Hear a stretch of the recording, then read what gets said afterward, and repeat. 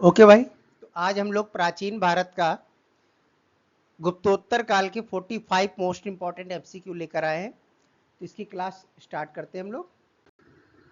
देखिए, इसके पहले हम लोगों ने प्रागैतिहासिक काल, हड़प्पा सभ्यता, वैदिक सभ्यता, बौद्ध धर्म, जैन धर्म, हर्यक वंश, मौर्य काल और गुप्त काल के मोस्ट इंपॉर्टेंट एमसीक्यूज की सभी क्लासेस दे चुके हैं। इनकी प्लेलिस्ट पड़ी हुई है, तो जिन लोगों ने अभी तक इनको नहीं देखा वो देख लें। तो हमारी जो हिस्ट्री क्लास चल रही है, एक सीक्वेंस चल रही है, ठीक है। हर टॉपिक एक के बाद एक आ रहा है। तो आज का टॉपिक रहेगा हमारा गुप्तोत्तर काल। ओके, तो स्टार्ट करते हैं हम लोग। देखिए, पहला क्वेश्चन है, उत्तर भारत में प्रचलित मंदिर वास्तुकला की शैली कौन सी है? उत्तर भारत में जो मंदिर बनाए जाते हैं, ठीक है, किस शैली के बनाए जाते हैं? तो है नागर शैली की, ठीक है। देखिए, उत्तर भारत में प्रचलित मंदिर वास्तुकला की शैली नागर है। उड़ीसा के मंदिर शुद्ध रूप से इसी शैली के हैं, उड़ीसा के, ठीक है। इस शैली की एक आम विशेषता संपूर्ण मंदिर का एक विशाल चबूतरा, ठीक है, यानी पूरा जो मंदिर है विशाल चबूतरे के ऊपर बनाया जाता है। इस तक पहुंचने के लिए सीढ़ियां होती हैं, जबकि दक्षिण भारत के मंदिरों का निर्माण द्रविड़ शैली के तहत किया गया है। जो दक्षिण वाले, साउथ वाले मंदिर हैं वो द्रविड़ शैली के हैं, ठीक है। नागर तथा द्रविड़ शैली के मिश्रण से वेसर शैली की उत्पत्ति हुई है, यानी वेसर शैली के मंदिरों का निर्माण मुख्यतः मध्य भारत तथा कर्नाटक राज्य में किया गया है। ओके, चलिए अगला क्वेश्चन है। देखिए, इसमें कुछ नागर शैली के और भी हैं। कंदरिया महादेव मंदिर जो खजुराहो का है, लिंगराज मंदिर भुवनेश्वर उड़ीसा, जगन्नाथ मंदिर पुरी उड़ीसा, कोणार्क का सूर्य मंदिर कोणार्क उड़ीसा में है, मुक्तेश्वर मंदिर उड़ीसा में, खजुराहो की मंदिर एमपी, दिलवाड़ा जैन मंदिर माउंट आबू राजस्थान, ठीक है। ये देखिए, कंदरिया महादेव मंदिर खजुराहो का, ठीक है।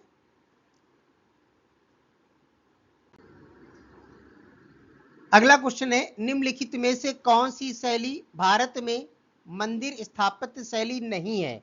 वेसर, नागर, द्रविड़, गोथिक। तो अभी हमने बताया था कि जो नागर शैली है उत्तर भारत में, द्रविड़ साउथ में हो गई, और जो वेसर है वो मध्य भारत में हो गई, ठीक है। तो कौन सी नहीं है? गोथिक। अगला प्रश्न है, निम्न में से किस मंदिर में आपको गोपुरम दिख जाएंगे? गोपुरम, देखिए, स्वर्ण मंदिर अमृतसर, भवतारिणी मंदिर दक्षिणेश्वर, दिलवाड़ा जैन मंदिर माउंट आबू राजस्थान, या शिव मंदिर चिदम्बरम। तो सही आंसर है इसका शिव मंदिर चिदम्बरम। देखिए, कौन सा मंदिर है? यह है आपका शिव मंदिर चिदम्बरम का। गोपुरम क्या होता है? देखिए, जो इसमें नीचे जो गेट दिख रहा है आपको, इसी गोपुरम बोलते हैं। गेट कई मंजिल का भी हो सकता है, जैसे इसमें कई सारी मंजिलें हैं, ठीक है।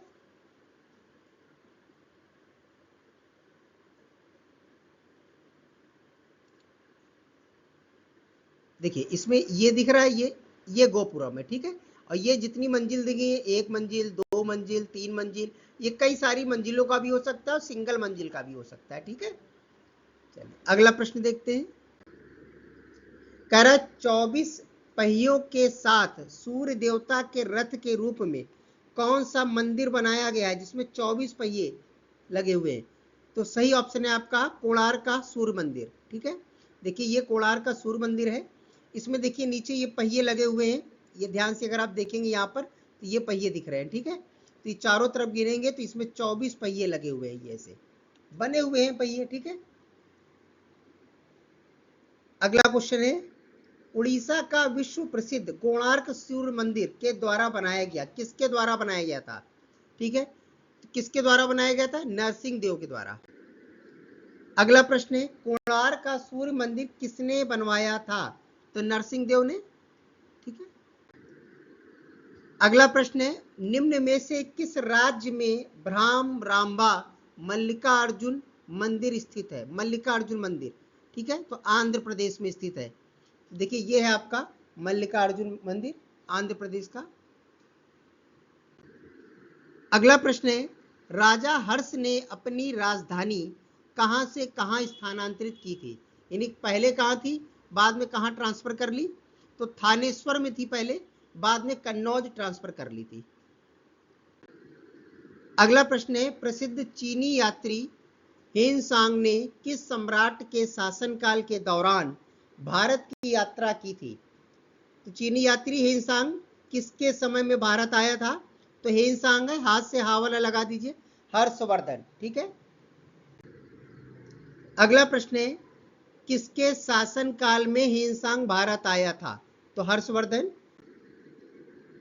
अगला प्रश्न है, 7वीं शताब्दी के प्रारंभ के साथ थानेश्वर और कन्नौज के सिंहासन पर कौन विराजमान हुआ था? तो कौन विराजमान हुआ था? हर्षवर्धन। अगला प्रश्न है, देखिए जिन लोगों को इसके उत्तर आते हैं तो वो लोग अपने मन से उत्तर लगाया करें। ठीक है, और बाद में देखें उसके कितने सही हो रहे हैं इन क्वेश्चंस में। अगला प्रश्न है, नीचे दिए गए विकल्पों में उल्लिखित विदेशी यात्रियों में से सबसे पहले भारत आने वाला कौन था? सबसे पहले कौन आया था? तो मेगस्थनीज सबसे पहले आया था। देखिए सर्वप्रथम मेगस्थनीज जो सेल्यूकस निकेटर का दूत था, चंद्रगुप्त मौर्य के शासनकाल में भारत आया था। ठीक है, इसके द्वारा लिखी गई पुस्तक का नाम क्या है? इंडिका।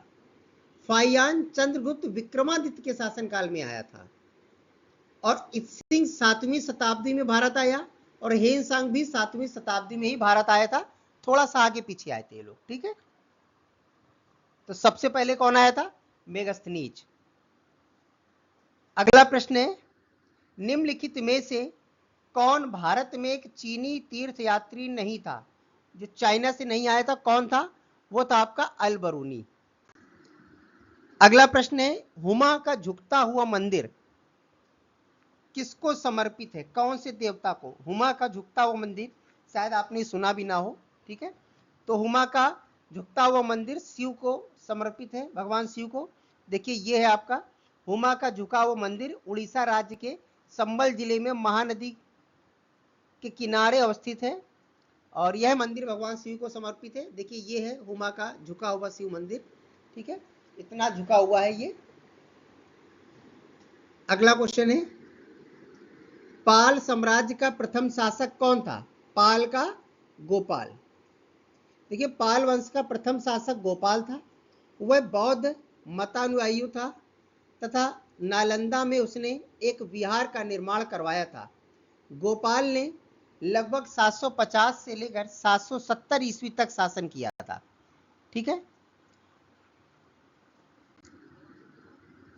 अगला प्रश्न है, विक्रमशिला विश्वविद्यालय के संस्थापक कौन थे? विक्रमशिला के, तो विक्रमशिला के थे धर्मपाल। देखिए ये है विक्रमशिला। ठीक है, जिसके संस्थापक धर्मपाल थे। अगला प्रश्न है, 9वीं शताब्दी में प्रसिद्ध विक्रमशिला विश्वविद्यालय की स्थापना किसने की थी? तो किसने की थी? धर्मपाल ने। ठीक है, चलिए तो आज के हमारे 20 एमसीक्यूज थे। इसकी अगली क्लास में मिलते हैं आगे के एमसीक्यू लेकर, बाकी के जितने बचे हुए हैं। तो इसी तरह से हम लोग टॉपिक वाइज एमसीक्यू कवर करेंगे। ठीक है, चलिए मिलते हैं हम लोग अगली क्लास में।